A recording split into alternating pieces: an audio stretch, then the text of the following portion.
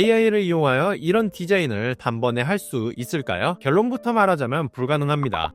이런 키비주얼 만드는 방법 딱 10분만 집중해서 보세요. 챗GPT에게 제가 제작한 키비주얼을 넣고 거의 똑같이 만들어 달라고 했습니다. 만약 여러분들이 광고주라면 이렇게 생긴 디자인을 몇 억짜리 광고에 쓰실 건가요? 저라면 절대 안 씁니다. 이미지 FX에 똑같은 이미지에 프롬프트를 받아서 한 번 더 생성해 봤습니다. 언뜻 보기에는 괜찮아 보이지만 시선이나 방향, 디테일이 떨어지고 레이아웃 역시 강약이 없는 모습을 보여줍니다. 물론 여기서 프롬프트를 더 수정하여 원하는 이미지에 근접하도록 뽑아볼 수는 있을 겁니다. 하지만 그 시간과 노력은 오히려 직접 제작하는 것보다 더 힘들고 오래 걸릴 수도 있습니다. 하지만 우리는 AI를 도구로서 이용하여서 제작 시간을 대폭 줄여볼 수는 있겠죠. 사람의 장점과 AI의 장점을 구분해야 하는데요. 먼저 우리는 포토샵을 할 줄 알죠. 하지만 캐릭터를 만들기란 쉽지는 않을 겁니다. AI는 단일 캐릭터 생성에 대해서 아주 높은 정확도를 보여줍니다. 하지만 다수의 캐릭터가 함께 있는 장면에서는 정확도가 떨어지고 디자인에 대해 흉내는 낼 수 있을지언정 디자인의 목적과 의미를 100% 전달할 수는 없어요. 만약 인간이 할 수 있는 영역과 AI가 할 수 있는 영역을 구분하지 않고 모두 AI를 통해서 디자인하고자 한다면 사람이 했을 때보다 더 오랜 시간을 허비할 수 있습니다. 그러면 여기서 AI를 어떻게 활용해야 할까요? 바로 단일 객체를 AI를 통해서 생성하고 우리는 포토샵을 통해서 하나의 디자인을 완성해야 합니다. 이번 시간에는 AI를 활용해서 원하는 이미지를 만들고 디자인하는 과정을 보여드리고자 합니다. 그럼 AI를 통해서 키비주얼을 사용할 단일 객체 리소스를 만들어 보도록 하겠습니다.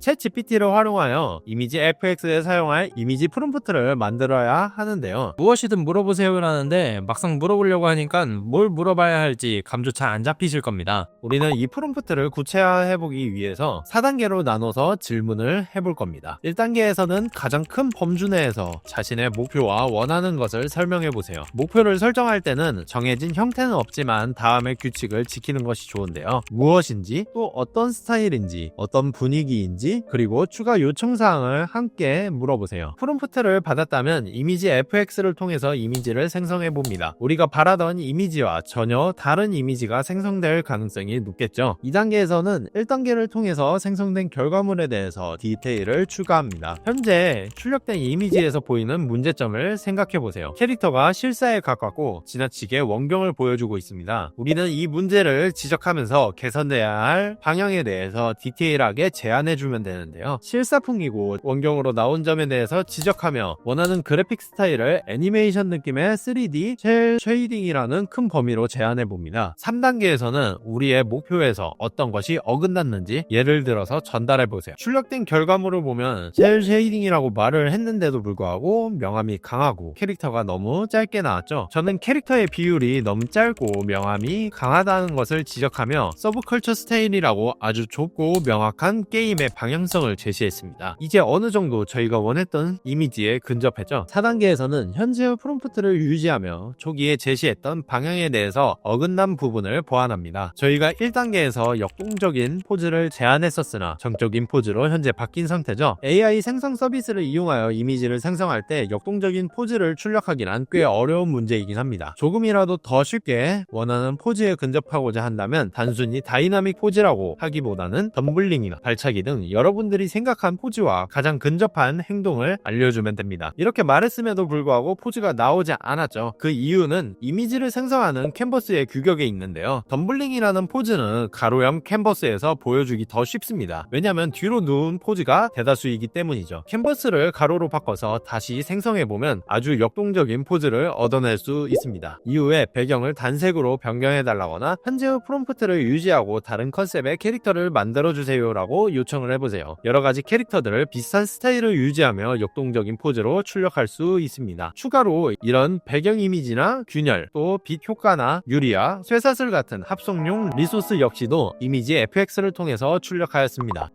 출력된 이미지들 중에서 적절한 구도나 결과물에 대한 느낌을 보기 위해 가볍게 레이아웃을 잡아보는 스케치를 해줍니다. 현재 제가 게임 디자인을 예로 들었지만 다른 분야의 디자인 역시 같은 방법이라고 생각하시면 됩니다. 이 과정에서는 눕기나 컬러 등 디테일하게 디자인을 할 필요가 전혀 없습니다. 이후에도 충분히 수정을 진행하기 때문인데요. 레이아웃을 잡고 전체의 분위기를 예상해보는 것에 집중해서 진행하시면 됩니다. 제 기준으로 하나의 스케치 과정을 아무리 오래 잡아도 10분 이내로 잡고 작업을 진행합니다. 이렇게 레이아웃을 빠르게 잡았다면 한번 평가를 해보세요. 부족한 곳은 없는지, 레이아웃이 재미가 있는지 확인해 보셔야 해요. 만약 이 부분에서 재미가 없다면 다시 스케치를 진행합니다. 우선 지금 스케치를 보면 우측 상단이 비어 있습니다. 그래서 처음 진행한 자기평가에서 이 부분에 하나의 캐릭터를 더 추가해 봤습니다. 그랬더니 균형은 잘 잡혔는데 전체적으로 재미가 없죠. 아까 말한 디자인에 강약이 있어야 되는데 지금은 다 중중중중중인 거예요. 캐릭터를 하나 크게 넣어줌으로 전체의 균형을 지키면서도 정적인 레이아웃의 흐름을 한번 끊어주며 포인트를 줄 수 있겠죠. 레이아웃을 잡아봤으니까 이제 저화질 리소스들을 모두 교체하고 눕기를 따보도록 합시다.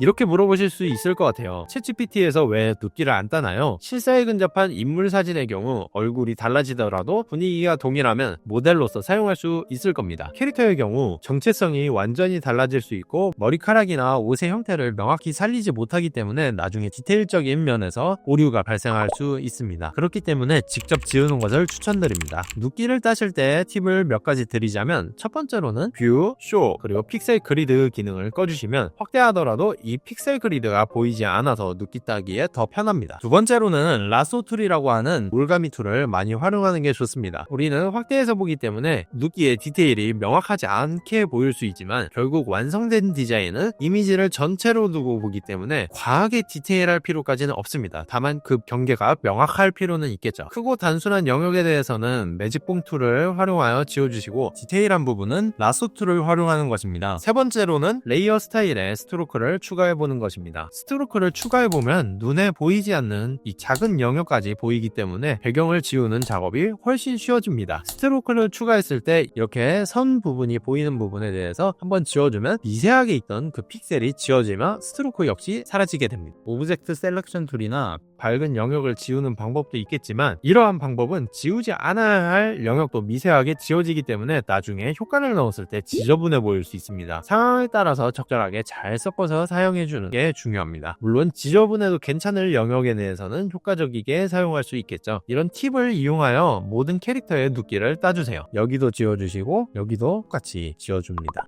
리소스를 정리하는 과정에서 이렇게 캐릭터가 겹쳐서 명확하게 보이지 않는 곳의 디테일도 퍼피 툴을 활용하여 정리해 주겠습니다. 캐릭터 리소스를 모두 정리했다면 본격적으로 배경을 디자인할 시간입니다. 배경에 사용할 균열 이미지를 AI로 생성하여 가져오고 균열 이미지를 몇 개 더 복사하여 원하는 느낌의 모양이 나오도록 합성합니다. 이때 모서리도 함께 다듬어 주고 균열 내부를 지워서 배경을 넣을 수 있도록 해줍니다. 합성을 위해서 영역을 완전히 분리했습니다. 이제 이곳에 상반된 분위기의 배경 이미지를 넣어주도록 하겠습니다. 이 배경 역시 AI를 통해서 생성하였는데요. 이 과정에서 균열에 대한 빗맺힘 효과나 절단면에 대한 디테일도 함께 잡아주도록 하겠습니다. 배경이 정리가 되었다면 캐릭터의 톤을 정리해 주어야 합니다. AI로 뽑은 좋은 퀄리티의 이미지라 하더라도 후보정이 필요하기 때문인데요. 컬러 밸런스나 레벨 등 이런 기능을 활용하여 1차적으로 톤을 맞춰주도록 합니다. 톤을 맞췄다면 빛을 받을 부분과 그림자가 생길 부분에 대해서도 다듬어주고요. 그 후에 하이라이트 영역을 한 번 더 강조하여 캐릭터들이 서로 묻혀지지 않도록 해줍니다. 마지막으로 배경의 톤이 그림자와 함께 묻어나게 하면 전체적으로 통일된 느낌을 맞출 수 있습니다. 캐릭터와 배경 작업을 마치셨다면 이제 로고 리소스도 제대로 교체하고 디자인으로 만들고 있는 이 상황에 대해서 상상해보며 밀도를 조금 더 올려줄 체인이나 연기 그리고 빛 효과 등을 추가하여 디자인의 생동감을 올려주도록 하겠습니다.